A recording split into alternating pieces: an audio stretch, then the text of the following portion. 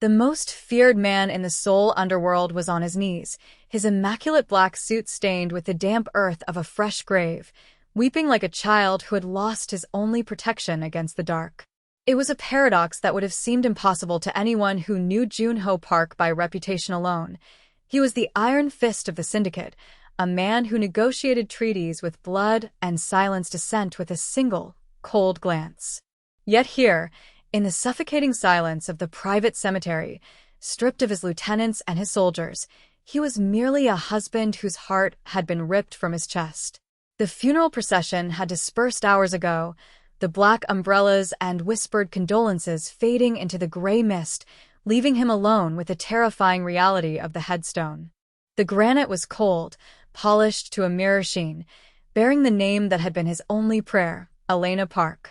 Below her name were the dates that marked a life far too short, a life that had been vibrant and luminous only days ago. The scent of white lilies, sickeningly sweet and heavy, hung in the stagnant air, mocking him with their funereal perfection.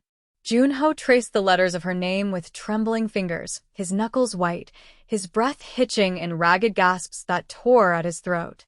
He had failed the one vow that mattered more than his oath to the Brotherhood. He had sworn to protect her from his world, to keep the blood and the violence outside the walls of their sanctuary, but the darkness had seeped in anyway.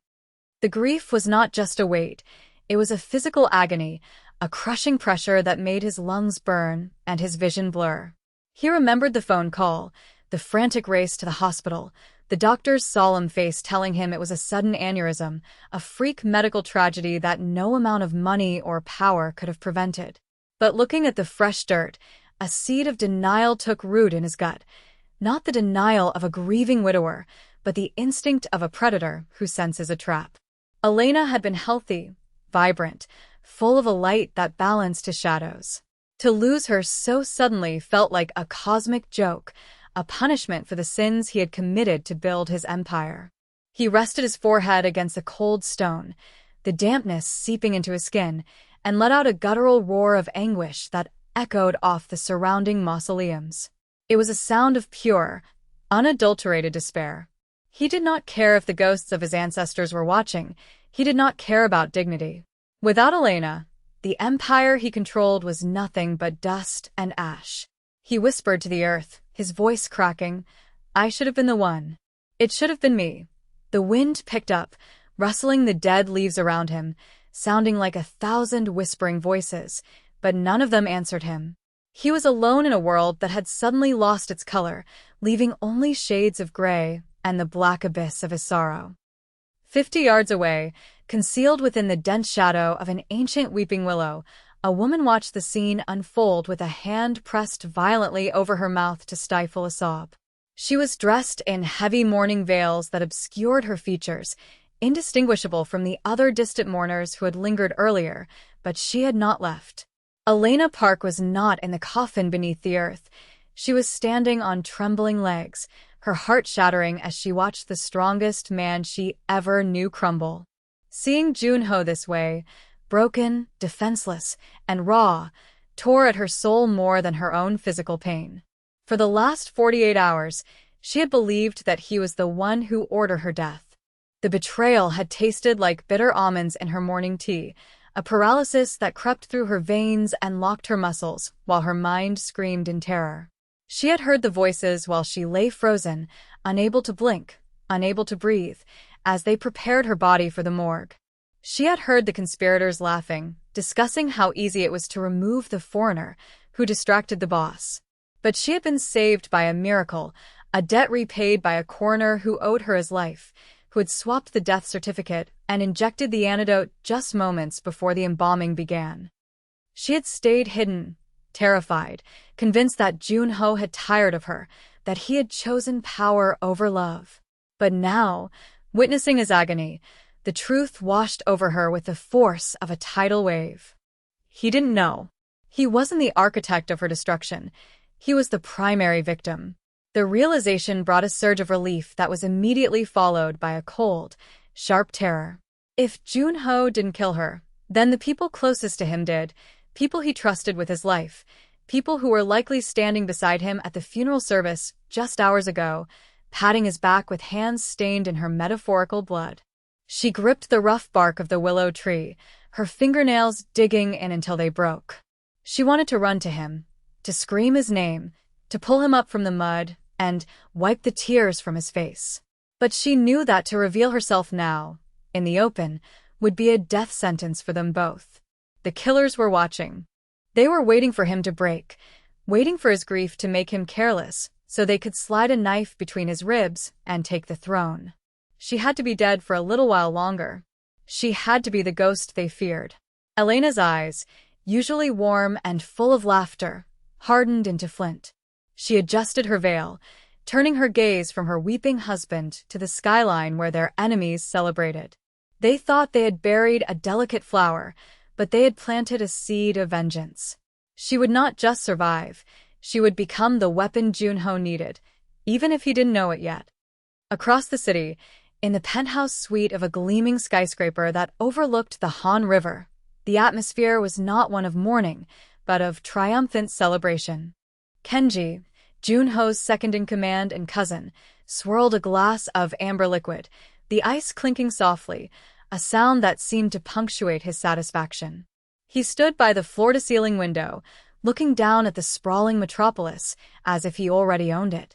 Behind him, lounging on a velvet sofa with a predatory grace, was Hannah, the syndicate's chief financial strategist. They were the architects of the tragedy, the ones who had decided that Elena was a liability. "Did you see him?" Hannah asked, a cruel smirk playing on her lips as she examined her manicured nails. "He looked pathetic. I almost felt embarrassed for him." The great Junho Park, reduced to a puddling mess over a woman, Kenji chuckled, a low, dry sound devoid of humor. "It was necessary," he replied, turning to face her. He was losing his edge. He was talking about legitimacy, about going clean. Elena put those soft ideas in his head. She was turning a tiger into a house cat. They raised their glasses in a silent toast to their own cleverness. They believed they had committed the perfect crime. The poison they used mimicked a cerebral hemorrhage perfectly. No autopsy would have found foul play unless they were looking for it, and the coroner was on their payroll, or so they thought. "How long do we give him?" Hannah asked, her eyes gleaming with ambition. "A week of mourning?" "2." Kenji shook his head, his expression darkening with malice. "We don't wait. We strike while he is blind with grief. We start moving the assets tomorrow. We take over the shipping routes while he is busy crying at a gravestone. By the time he wakes up from his sorrow, he will be a king without a kingdom." They laughed then, a sound that was ugly and sharp, unaware that the very corpse they mocked was currently plotting their demise. They underestimated the bond between Junho and Elena. They saw their marriage as a weakness, a vulnerability to be exploited. They could not comprehend that love, when threatened, does not just break. It hardens. It becomes armor. Kenji finished his drink and threw the glass into the fireplace, watching it shatter. "To the new era," he declared. "An era of strength. No more distractions. No more outsiders." The shards of glass glittered in the firelight, a foreshadowing of the fractured reality that was about to crash down upon them.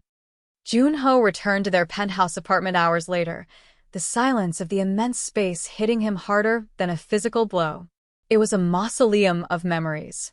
Her scent, vanilla and jasmine, still lingered in the air, a phantom perfume that made his knees weak. He walked through the living room, his footsteps echoing on the marble floors, feeling like an intruder in his own life. Every object held a story. The throw blanket she loved to curl up in, the half-read book on the side table with a bookmark still marking page 142, the coffee mug she had left in the sink. He hadn't allowed the staff to touch anything. He wanted it frozen in time, a shrine to the moment before his world ended. He poured himself a drink, his hands shaking so badly the bottle clinked rhythmically against the glass, but he didn't drink it. He just stared at the amber liquid, seeing nothing but the void. The rage was beginning to simmer beneath the grief now, a hot, bubbling magma. Why had she died? The doctors said it was natural, but his instincts, honed by years of survival in a pit of vipers, were screaming that something was wrong. But who? Who would dare touch his wife? He walked into their bedroom, the sanctuary where they had whispered dreams of a future that would never happen. He sat on the edge of the bed, his head in his hands, and that was when he saw it. On the nightstand, placed precisely in the center of the surface, was a silver bracelet. His breath caught in his throat. It was a simple chain with a small charm shaped like a camellia flower. He had given it to her on their first anniversary. But that wasn't what made his blood run cold. He knew, with absolute certainty, that Elena had been wearing this bracelet when she went to the hospital. He had seen it on her wrist when he kissed her cold hand goodbye. He had told the mortician to leave it on her, to bury her with it. He scrambled backward, knocking the lamp over, his heart hammering against his ribs like a trapped bird. Was he losing his mind? Was grief hallucinating objects into existence? He reached out, his fingers trembling, and touched the cold metal. It was real. It was solid. He picked it up, examining the clasp. It was definitely hers. Panic and confusion clouded his mind. Junho stared at the silver bracelet until the edges of his vision began to blur, the world narrowing down to that single loop of cold metal. A terrifying thought clawed its way through his mind. Someone had dug her up. Someone had desecrated her grave, stolen this jewelry, and placed it here to torment him. The rage that surged through him was blinding, white-hot and instantaneous, eclipsing the grief for a fleeting second. He snatched his gun from the holster draped over the chair and stormed out of the bedroom, moving with the lethal fluidity of a tiger hunting in the dark. He tore through the penthouse, checking every shadow, every closet, kicking open doors with a violence that splintered wood. "Show yourself," he roared, his voice echoing off the high ceilings, raw and animalistic. "You think this is a game? Come out and die." But the apartment was silent, save for the hum of the refrigerator and the distant city noise. There was no intruder, no assassin lurking in the corners. He marched to the security room, a hidden alcove behind a bookshelf, and frantically pulled up the surveillance logs. His fingers flew across the keyboard, rewinding the footage to the time of the funeral.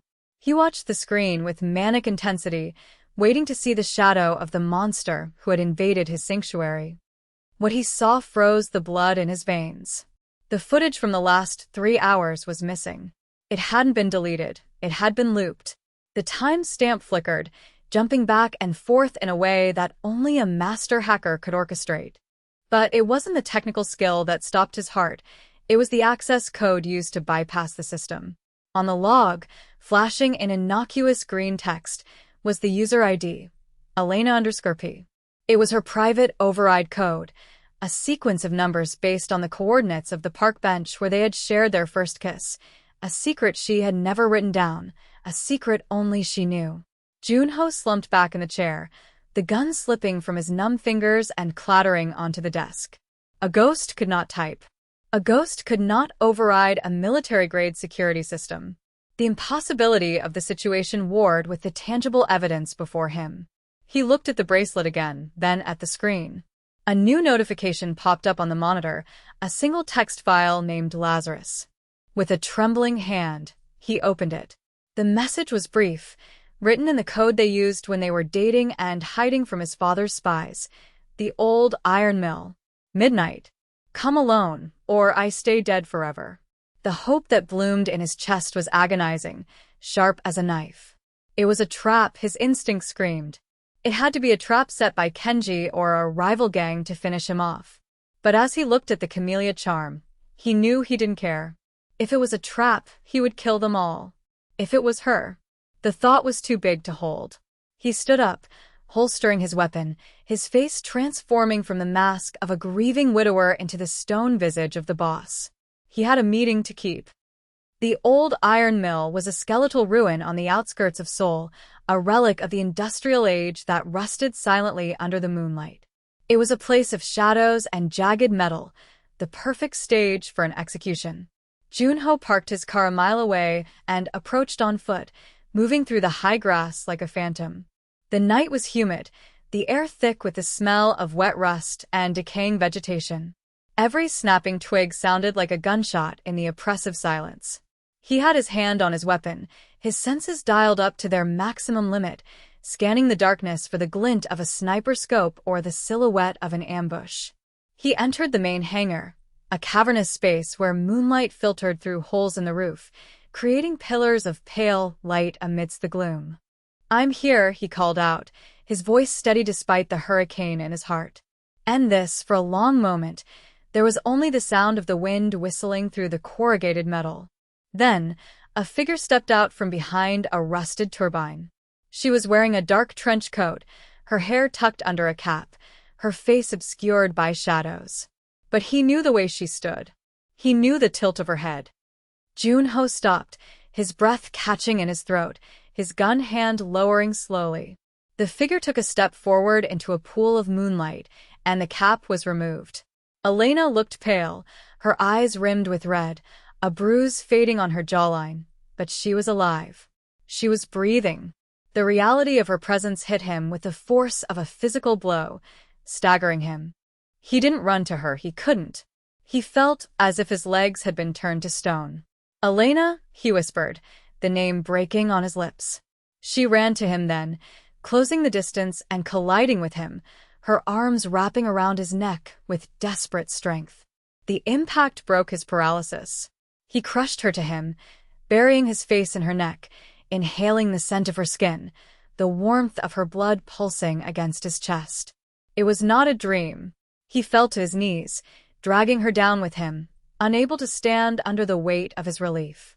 He held her face in his hands, tracing every feature, his thumbs brushing away the tears that spilled from her eyes. "I saw you," he choked out. "I saw you in the casket. I touched your hand. You were cold."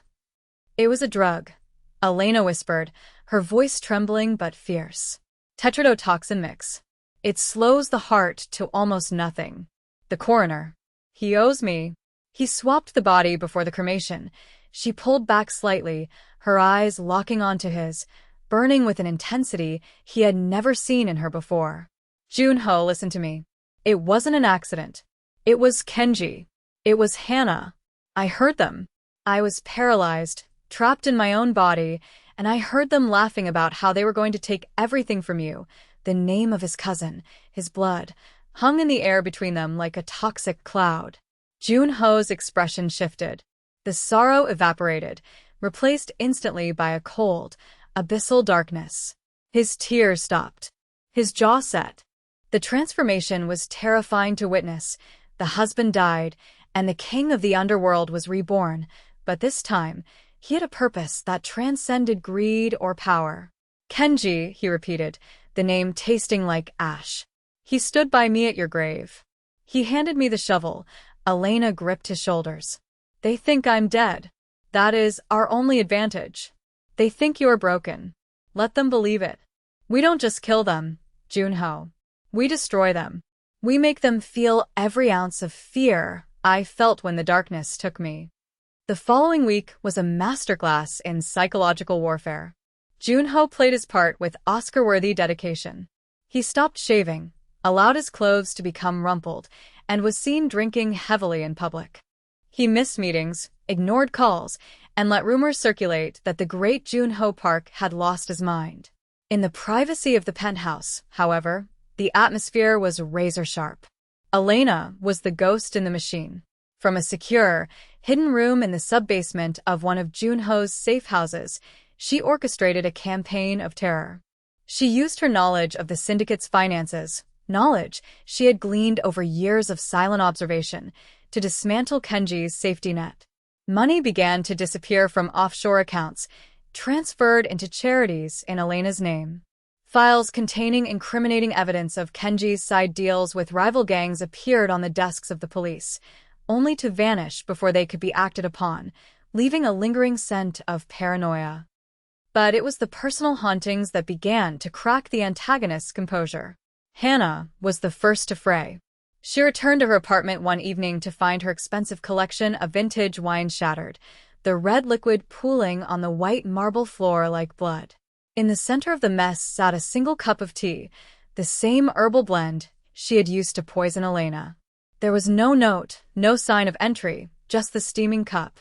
She called Kenji, screaming that someone knew, but he dismissed her as hysterical. It's Junho, Kenji insisted, though his own voice lacked conviction. He's drunk and lashing out, but Kenji was not immune. 2 days later, he found his car, a bulletproof sedan parked in a secure garage, filled with white lilies. Hundreds of them, stuffed into the cabin, pressing against the glass. The smell was overpowering, the scent of the funeral. On the driver's seat lay a copy of the eulogy he had given, with certain words circled in red ink. Loyalty. Family. Forever.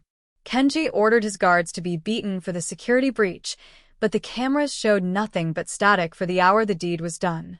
The fear began to rot them from the inside out. They looked at each other with suspicion.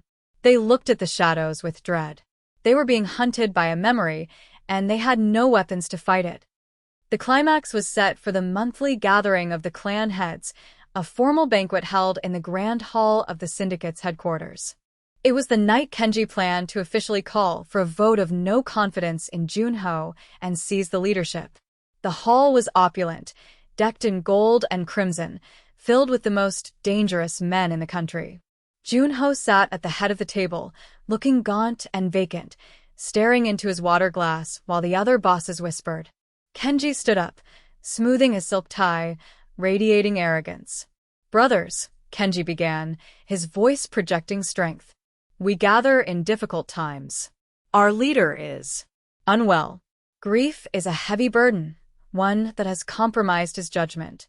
For the good of the family, we must make hard choices." Hannah sat by his side, nodding in agreement, though her eyes darted nervously around the room. "I propose a restructuring," Kenji continued, raising a hand to silence the murmurs. "A new direction." Suddenly, the lights in the grand hall flickered and died, plunging the room into pitch blackness. A collective gasp went through the crowd, followed by the sound of guns being cocked. "Stay calm," Kenji shouted, his voice cracking slightly. "Backup generators." But the lights didn't come back on. Instead, the massive screen behind the head table, usually used for financial presentations, flared to life. Grainy footage appeared. It was a recording from inside a hospital morgue. The angle was low, hidden. It showed Kenji and Hannah standing over a body covered in a sheet. The audio was crystal clear. "Is she gone?" Hannah's voice asked. "Finally," Kenji's voice replied, dripping with malice. "The bitch is dead. Now we just wait for Junho to cry himself to sleep, and the city is ours." The room went deathly silent. The lights slammed back on, blindingly bright. Kenji stood frozen, his face the color of chalk. He looked at Junho, expecting to see the broken man. Instead, he saw Junho leaning back in his chair, a small, cruel smile playing on his lips. Junho slowly raised a finger. His finger did not point at Kenji, but past him, directing every eye in the room toward the heavy double doors at the far end of the banquet hall. The silence that followed was absolute, a vacuum where even the sound of breathing seemed too loud. Slowly, with the grinding groan of heavy oak on brass hinges, the doors swung open. The darkness of the hallway spilled in, and from that shadow emerged a silhouette that made the blood drain from 50 hardened faces. Elena stepped into the light. She was not wearing the shroud of the grave, nor the white of a ghost. She was dressed in a gown of crimson silk that flowed around her like liquid fire, a stark, violent contrast to the sea of black suits. Her hair was loose, a dark cascade down her back, and her face, though pale, was set in a mask of imperious judgment. She walked down the center aisle, the clicking of her heels on the marble floor echoing like the ticking of a doomsday clock. The clan heads parted instinctively, shrinking away as if her very presence was a divine intervention or a curse brought to life. Kenji stumbled back, his legs hitting the edge of the table, sending silverware clattering to the floor. His mouth opened and closed, but no sound came out, only a dry, rattling wheeze. Hannah was not so silent. She let out a shriek of pure, unadulterated terror, clawing at her own throat as if the phantom poison she had administered was now choking her. "It's not possible," she screamed, her composure shattering into hysteria. "I saw you. I saw you dead." Elena stopped 3 feet from them, her gaze cold enough to freeze the air in the room. "You saw what you wanted to see, Hannah," Elena said, her voice steady and resonant, carrying to every corner of the hall. "You saw a victim. You saw a weakness. You never looked close enough to see the wife of Jun-ho Park." She reached into the folds of her dress and pulled out the silver bracelet, the camellia charm glinting under the chandelier lights, and tossed it onto the table in front of Kenji. It landed with a heavy thud that sounded like a gavel striking a sounding block. "You returned this to my husband to break him," she said softly. "Instead, you gave him the map to find me." Jun-ho stood up then, the movement slow and deliberate, shedding the skin of the grieving widower to reveal the predator beneath. He walked around the table, the other bosses watching him with a mixture of fear and renewed awe. He stopped beside Elena, his hand finding the small of her back, a gesture of possession and protection that communicated more power than any weapon could.